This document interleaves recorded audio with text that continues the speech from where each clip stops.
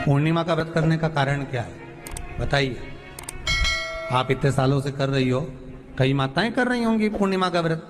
एक समय फलाहार करती हैं, एक समय भोजन करती हैं। भोजन में खीर का होना जरूरी होता है पूर्णिमा के व्रत में। दूध की सामग्री होना जरूरी होती है पूर्णिमा के व्रत में। 12 महीने की पूर्णिमा करो, मना नहीं है। और पूर्णिमा उठाने का भी समय होता है चैत्री। चैत्र के महीने की जो पूर्णिमा होती है, चैत्री पूर्णिमा पहली पूर्णिमा मानी जाती है, इसलिए चैत्री पूर्णिमा को सिद्ध पूर्णिमा कहते हैं, कार्य सिद्धात्री पूर्णिमा कहते हैं, सिद्ध करने वाली। मनोरथी पूर्णिमा कहते हैं, मनोरथी पूर्णिमा। इसलिए पूर्णिमा का व्रत कहां से उठाया जाता है? चैत्र के महीने की पूर्णिमा से पूर्णिमा का व्रत उठाया जाता है कि मैं महीने की पूर्णिमा करूंगी तो चैत्र पूर्णिमा से उसको उठा लिया जाता है। पर उसका एक नियम रहता है, आप फलाहार करें अपनी जगह पर है, पर एक समय भोजन कर रहे हैं वो अपनी जगह पर। भोजन के साथ में मीठे के साथ थोड़ा दूध की सामग्री होना जरूरी होती है। और क्यों करते हैं पूर्णिमा का व्रत, किस लिए किया जाता है, क्यों करा जाता है, उसका व्याख्यान वर्णन शिव महापुराण के अंतर्गत स्कंद पुराण में लिखा गया। स्कंद पुराण में वर्णन किया है श्री वेदव्यास जी महाराज ने। कहा यह पूर्णिमा कब लिए किया जाता है कि व्यक्ति का जब मन गलत भ्रम में जाने लगता है, मन जब गलत जगह पर जाने लगता है, तो ये मन को गलत जगह पर ले जाने वाला कौन होता है? तो कहा ये चंद्र होता है। व्यक्ति की राशि के अंतर्गत, व्यक्ति की पत्रिका के अंतर्गत, व्यक्ति की ग्रह दशा के अंतर्गत जब चंद्र बेकार चलता है तो व्यक्ति अच्छा करते करते भी बेकार करने लग जाता है। चंद्र डोल रहा है। कई माताएं कहती हैं गुरुजी हमारे बेटे को आशीर्वाद दीजिए, बहुत गलत संगत में जा रहा है, मतलब समझ जाना कि चंद्र गड़बड़ जा रहा है।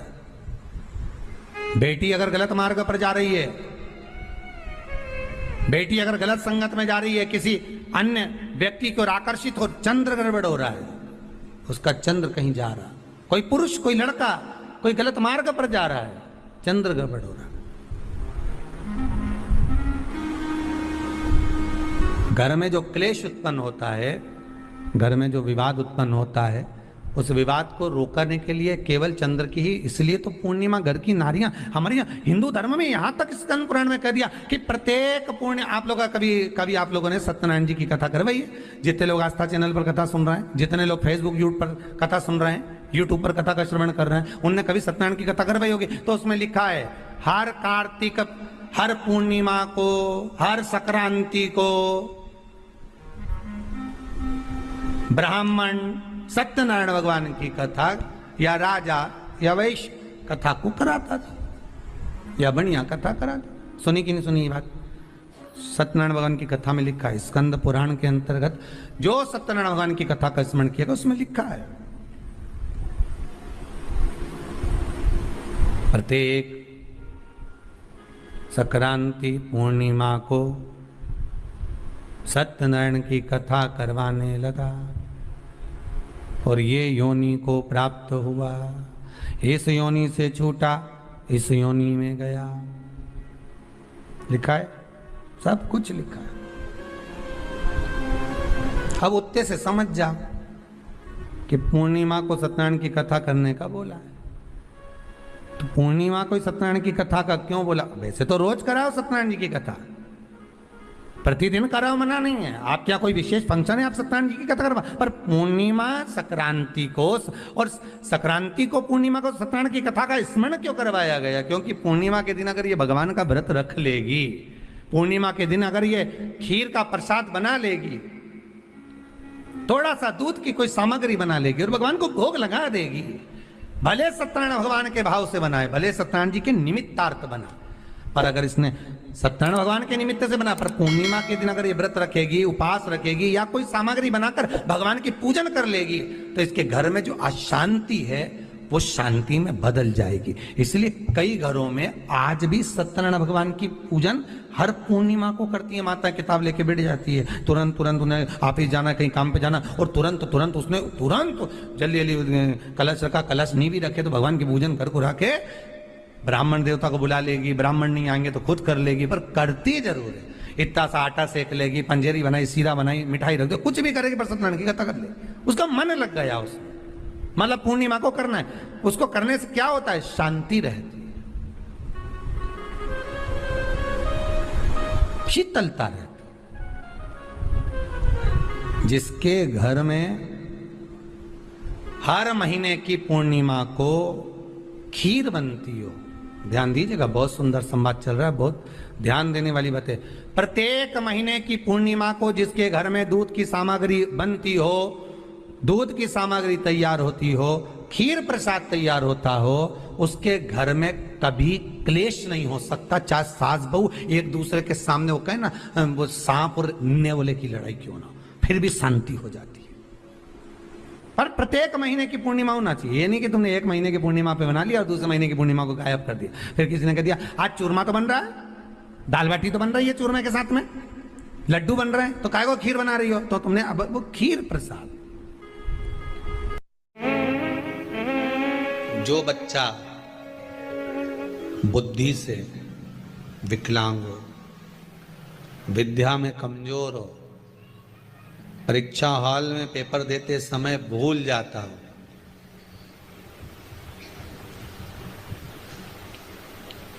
विवेक काम ना करता हो, तो निवेदन है किसी भी पूर्णिमा की रात्रि को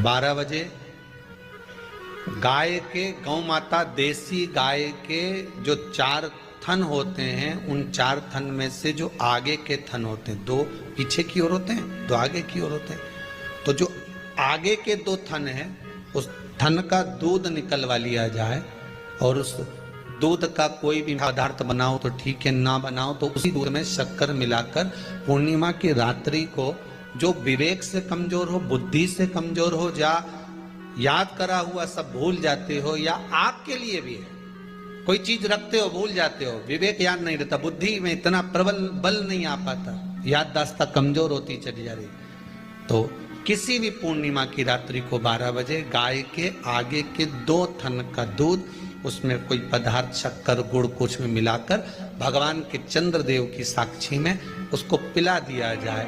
महाराज बार बार पिलाने की जरूरत ही नहीं पड़ेगी, एक ही बार में काम कर जाएगा और विवेक पूर्ण तरह से कार्य करने लगेगा। देसी गाय के आगे के 2 थन का दूध बड़ा प्रबल होता है।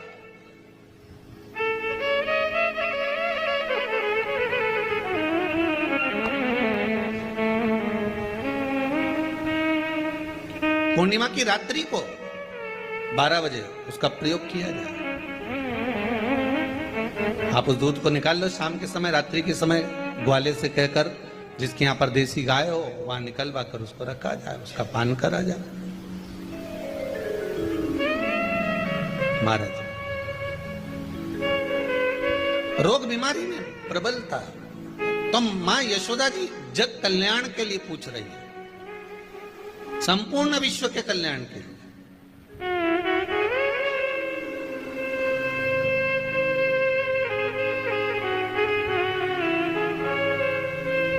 अरे कितना सुंदर संवाद है। स्कंद पुराण में समुद्र मंथन की तिथि, नक्षत्र, घड़ी, पल सब कुछ लिखा हुआ है कि समुद्र मंथन के लिए देवताओं ने इंतजार करा था। कब? जब चंद्र का प्रभाव पूर्ण हो। जब चंद्र का प्रभाव पूर्ण होगा तब जो मंथन होगा, उस मंथन का जो सुख होगा वो जीवन को आनंद दे जाएगा।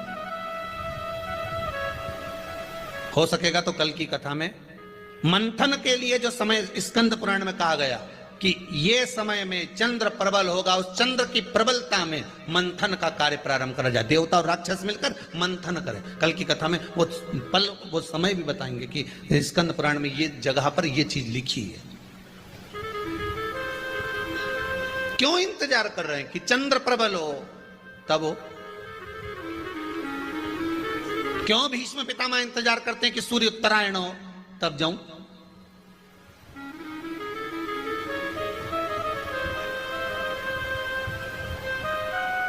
जब देवता 33 कोटि देवता उस चंद्र के इंतजार में रहते हैं कि ये चंद्र प्रबल होगा, तब जाकर ये चंद्र यहाँ पहुंचेगा, तब जाकर हम मंथन करेंगे, तब जाकर वो अमृत मिलेगा, और उस अमृत को देवता धारण करेंगे तो वो आनंद पा जाएंगे। तो हम क्यों शरद पूर्णिमा छोड़ें, हम क्यों एक एक पूर्णिमा छोड़ें? एक एक पूर्णिमा के महत्व को जानिए। कोई पूर्णिमा साधारण नहीं है, कोई प्रदोष साधारण नहीं है, कोई शिवरात्रि साधारण नहीं है। पूर्णिमा के नारियों को, स्त्रियों को अखंड सौभाग्य के लिए, जो नारी वेधव्य नहीं होना चाहती है, उस नारी को पूर्णिमा के कितने व्रत करना चाहिए? जिस नारी के यहाँ संतान नहीं हो, औलाद नहीं हो, उसको पूर्णिमा के कितने व्रत करना चाहिए?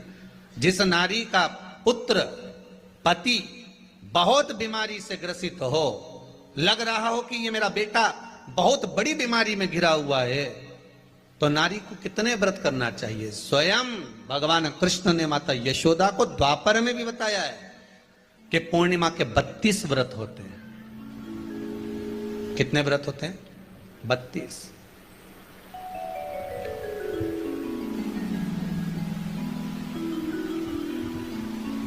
स्वयं भगवान कृष्ण यशोदा रानी को, माता यशोदा जी को भी बता रहे हैं 32 व्रत। अब आपको किसी ने बता दिया होगा कि 8 कर लो, 7 कर लो, 6 कर लो, 12 कर लो, इसलिए आपने बोला कि 12 कर लीजिए, 32 कर लीजिए। अरे यहां तो द्वापर की कथा भी कहती है। यशोदा जी ने एक बार भगवान कृष्ण को रोक कर कह दिया, ए कन्हैया रुको। कन्हैया बोले, बोलो माँ क्या बात है? कन्हैया जरा रुकिए, इधर आओ जरा। भगवान कृष्ण आए। हाँ माँ बोलिए। किस जगह का प्रसंग है ये? जिस समय पर राधा रानी कुरुक्षेत्र में नंद बाबा और यशोदा जी को लेकर कुरुक्षेत्र के कुंड में, ब्रह्म सरोवर में स्नान कराने के लिए लेकर जाती है, ग्रहण का समय पर। और जब भगवान कृष्ण उस कुरुक्षेत्र के उस सरोवर में स्नान करने आते हैं, तब यशोदा जी ने अपने लाला से प्रश्न किया है, पूछा है,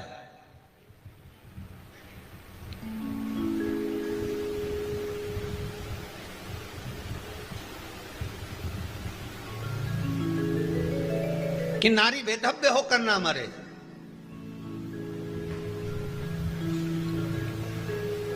उसका पति कोई रोग से ग्रसित ना हो, उसका पुत्र किसी रोग में ना पड़े। अरे भाई कितना सुंदर संवाद लिखा है। अगर किसी माता का पुत्र मान लो किसी नशे में डूबा हुआ है, कोई नशा कर रहा है और गलत नशा है, आपको लग रहा है कि ये नशे में डूबा हुआ है, आपको लग रहा है कि ये गलत जगह पर डूब गया है, आपको लग रहा है कि मदिरापान में, मांसाहार में, या अधिक गांजा आदि का जो भी नशे होते हैं, जितने भी नशे, उसमें डूब चुका है। और माँ उसको समझा रही है, तू नशे में मत डूब, तू इस काम को मत कर, तू ये गलत कर्म मत कर। माँ उसको समझा कर हार गई। तो मेरा माताओं से निवेदन है, आप उसको समझाना बंद कर दो, एक काम करना प्रारंभ कर दीजिए। हमें जो शिव महापुराण के माध्यम से शास्त्र कह रहा है कि आप 32 पूर्णिमा के व्रत प्रारंभ कर दो। उसमें करना क्या है आपको? केवल जिस दिन व्रत रहे, रात्रि के समय पर कोई भी मीठा, कुछ भी सामग्री आप चंद्र की रोशनी में, चंद्र को अर्घ देने के बाद, पूजन करने के बाद उसको रखो, और वही सामग्री जो नशा कर रहा है उसको पूर्णिमा के दूसरे दिन उसको खिलाओ। आप धीरे धीरे खिलाना चालू करेंगे, जिस नशे में वो डूबा हुआ उस नशे से वो छूटना प्रारंभ हो जाएगा। 2 पूर्णिमा व्रत करके तो देखो, तीसरे में तुम्हें जरूरत ही नहीं पड़े। धीरे धीरे आप रुक, वो छूटना प्रारंभ हो जाएगा। स्वयं भगवान कह रहे हैं, यशोदा मैया ने कन्हैया को रोक लिया कुरुक्षेत्र के उस मैदान में, और भगवान कृष्ण का दर्शन माता यशोदा जी करी। बहुत बहुत दिनों के बाद मां को